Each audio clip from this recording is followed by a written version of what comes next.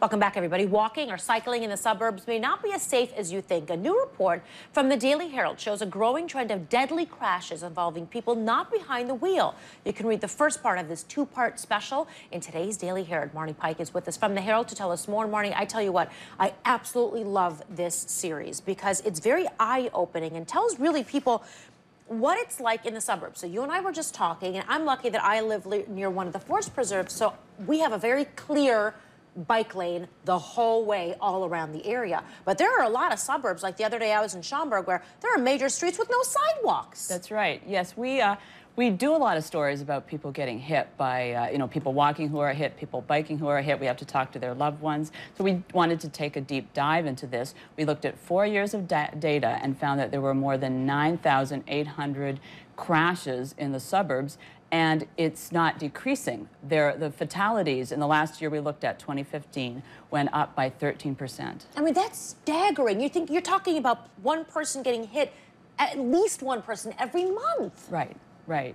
It's yeah, and you know when a car hits a bike or a person, the injuries are often severe. 90% of the cases we looked at had injuries. All right, let's delve into what you discovered. Why? Why do they not have clear paths, or why do the paths end sometimes in the middle of a busy street? Why is that? Right. Well, there's a lot of different reasons. There's infrastructure, busy, fast streets, where, cyclists are an endangered species. And bike paths are being built, but some of them are disconnected because it might be like a state road or a local road. It's expensive. I think it's about $350,000 a mile in one case, and $350,000 per mile in one case. The other thing is attitudes of drivers and of cyclists and walkers.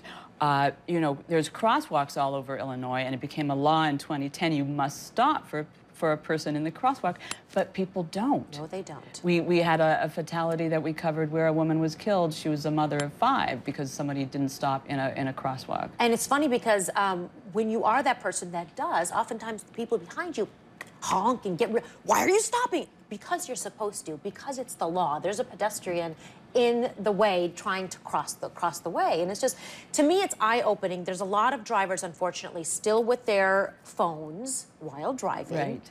Don't see these pedestrians. Yeah, distraction is a huge part in it. I mean, and that's, why we think crashes are up partially.